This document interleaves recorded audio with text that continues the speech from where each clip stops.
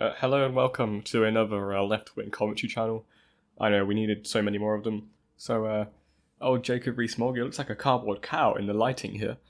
He's got some Just a Poll activists on, so hopefully I can provide some information where the activists don't know what they're talking about, because they probably do know what they're talking about. But GB News and Talk TV and Sky News Australia, they get these people on. Often they try to get people who are very emotional about these things, and rightly so, but who might not know all the information. And that's something I worry about. They don't get sensible people on. And I'm not saying I'm sensible, I'm not saying people aren't sensible who are on here. They're not getting scientists on. They're getting people who sit in the street. Which I think is a good thing. Power to you. But they don't do their due diligence in getting the right people on to discuss these topics. So hopefully I can add something, I hope. And if not, then we can just all laugh together at this this Etonian dickhead. Let's go. Do as I say, not as I do, the prerogative of the hypocrite through the ages. Research by the Times reveals that the supposed young activists are doing less to reduce their carbon footprint than older Britons. They're less likely to recycle, reduce flights and take steps to save water.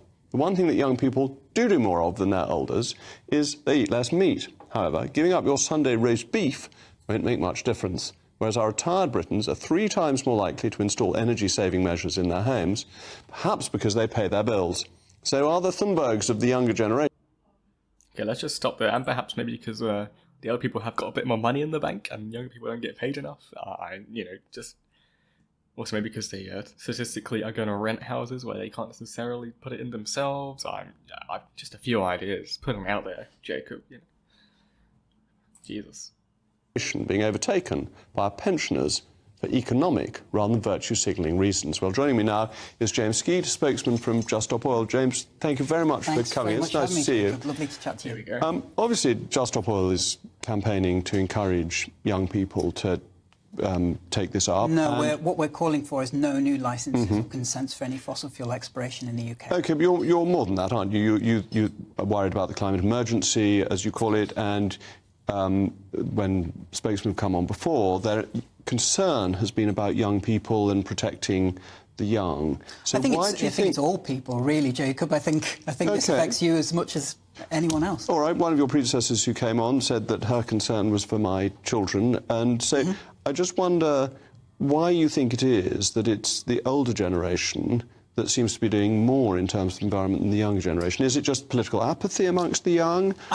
I think that there's a bit of a sort of classic GB News culture war framing here, to be honest, Jacob, because like what you're doing is sort of playing the young against the old, and while we're busy sort of talking with each other and getting distracted, that shows that we're not paying attention to this government that's gone ahead with licensing over 100 new fossil fuel projects, licensed Rosebank that's going to be emitting the emissions of 28 whole countries. And I was trying to figure out why it is that there's so much money coming into GB News, you know, considering all the scandals, like all the sort of sexual misconduct that seems to be being undertaken by your presenters. And then I saw today that GB News' owner, his hedge fund is invested in $2.2 billion in oil and gas. And do you think that potentially that a so-called news organisation that has investments to the tune of $2.2 billion in oil and gas might have a bit of a vested interest in manipulating the truth around oil and gas? I have no investments in oil and gas. I'm not talking about you, but you work for an... Okay, I'm going to pause there. So what James Skeet, the Just a Poll spokesperson, they put activist under his name.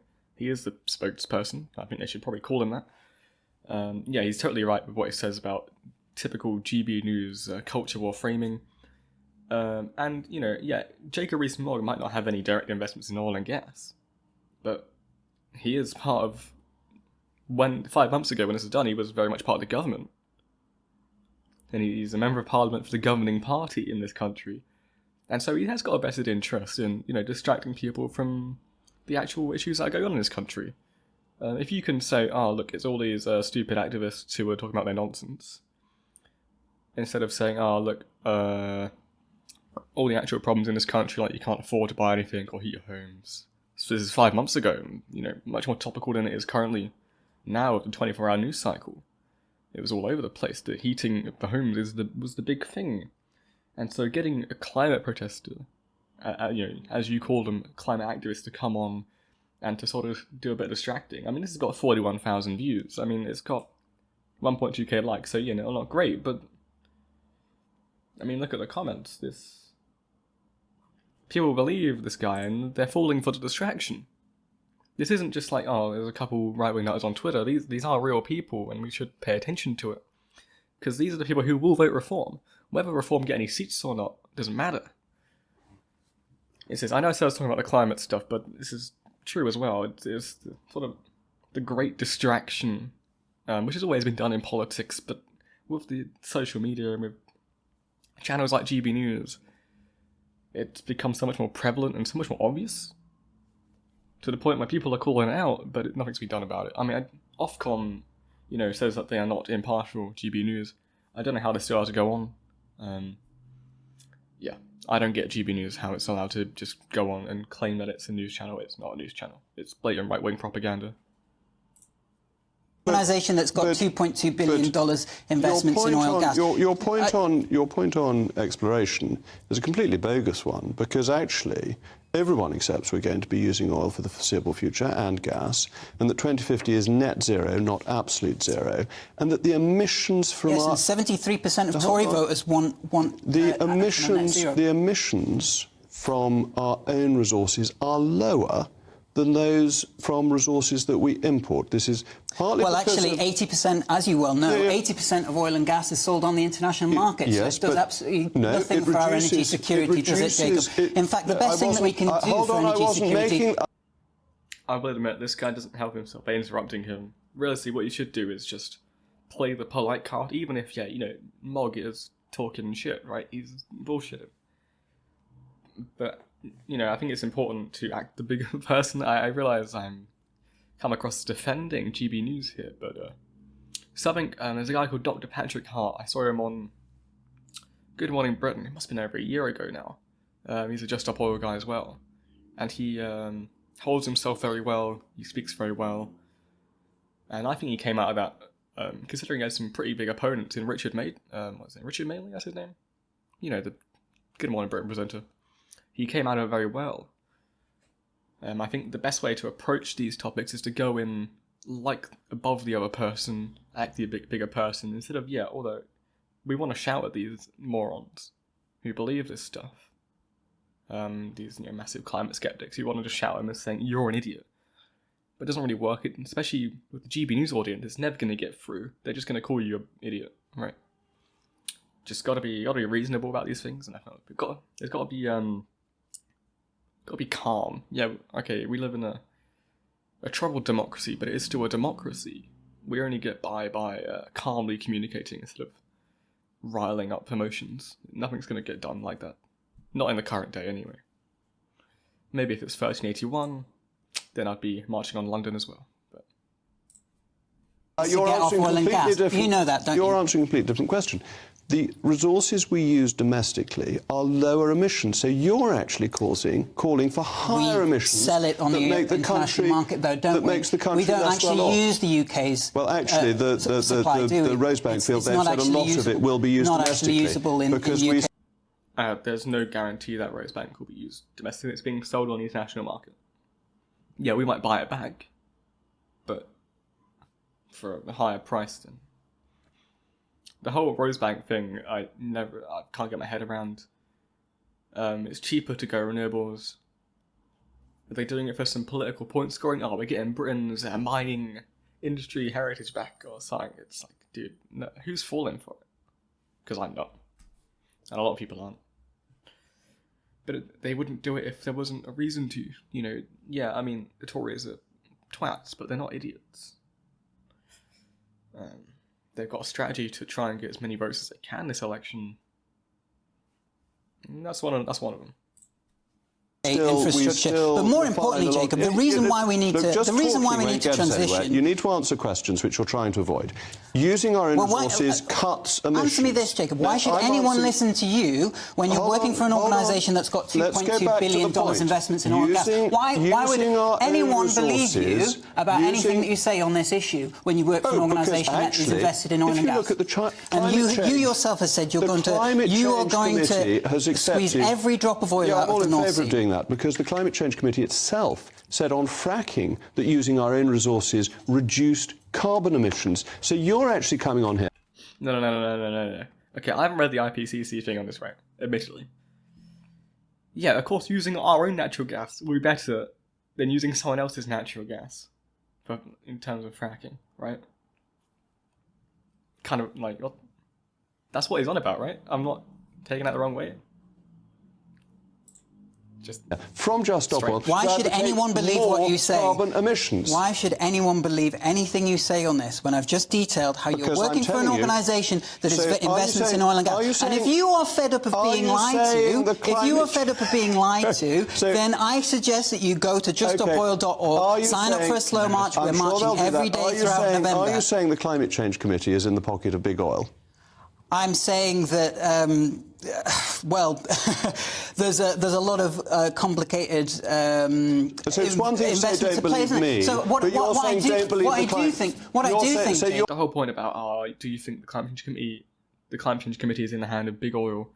No, but I think there are very strong influences, including the fact that you are literally a member of Parliament and have very strong sway over many of the MPs in there who look up to you as sort of an old-fashioned Etonian. I think there is a lot of money and influence coming from big oil onto the climate lobby in this country, and I think that's a very big faction in how policy is getting through and being watered down. Especially, we see that with Labour removing their Green Deal. Is it to save money? No, it's to not alienate. That is what they're doing a lot at the moment, to not alienate that incoming Conservative voters. But as I don't know where he got the statistic of how many Conservative voters want climate policy or whatever. But I think he said like 70-something. I don't know if that's true. I just don't. But I do know that a lot. Like, David Cameron, before he infamously said, get rid of all that green crap. It was a thing. Green policy was seen as a universal policy, not just a left thing. It's only the modern Conservatives who have made it this sort of culture war-esque thing. It should not be that. It's not that at all. Sorry. We'll carry on with the video. So you're saying don't believe the Climate Change Committee? £3.5 million in what I'd like to call legalised bribes from the oil and gas lobby in 2022. So you're saying... Rishi Sunak's own father-in-law signed a $1.5 billion deal with BP. We even have ExxonMobil have been funding the policy exchange, which wrote the Public Order Act, which is taking away all of our rights to speak out about this corruption that we all know is happening. And Jacob is facilitating. Aren't you, Jacob? We have a lot of tax that comes from it. How do we get people to buy? So that guy says all that stuff, but because he says it in a shouting manner, and Jacob comes at it as a sort of calm way, he comes across as the bigger person. Even if you listen to what that guy's saying, James Skeet, whatever his name is, the Just Stop Oil guy, he's completely right in what he says there. That's facts. And he doesn't deny that. Jacob Rees-Mogg, he knows that's real. He doesn't even try and deny it. He just says, we got a lot of tax from it. Yeah, mate, we get a lot of tax from a lot of things. We don't get tax for all the money you've got squirreled away in offshore bank accounts. Okay, I don't know if that's true. I don't know how much money he's got squirreled away. I know a lot of people do in the Conservative Party, and that's why they're going to vote for them no matter what. My children what are you going to say to your children when they ask you, Daddy, what did you do to avert this crisis? And you get to say to them that you went on national television and lied and lied. I've told no lies. You're not. You're just making accusations. You have no evidence for any untruth at all. You're casting aspersions with not one jot of evidence. You deny the Climate Change Committee. You want higher emissions by not using our own oil and gas. That's a lie. You want to stop the British economy. You want to make my children poor. You want to make the British voter cold and poor. And all you do is sit there and use the word lie. This is just another Even the Conservative government has recognised the fact that renewable energy is a much cheaper than fossil fuels. Sorry, Jacob, but it's true. Get a grip. Representation, actually. Can we have So, some facts from Just you? Stop Oil, A single fact. Just Stop Oil are calling for measures that will improve the livelihood of all of your Thank you listeners. very much. Into home installation, That's free great. public transport. Not a single fact. Energy that's So, 9 times cheaper. We're now, Facts. I'm glad to say, on to cheese. So, we're going on to, why is a rotten cheese like a strong man? To which the answer is, because it's mighty. A joke from the 18th century joke book when mites in cheese were more of a problem than today. Nonetheless, we are pretty cheesed off by this unbelievable story, which will rock the fort out of our French friends' vanity, who are probably shrugging their shoulders and saying, what Levesque? Over the weekend, the World Cheese Awards were held in Norway, and a Norwegian cheese won their pasteurised blue Niddelven Blah cheese.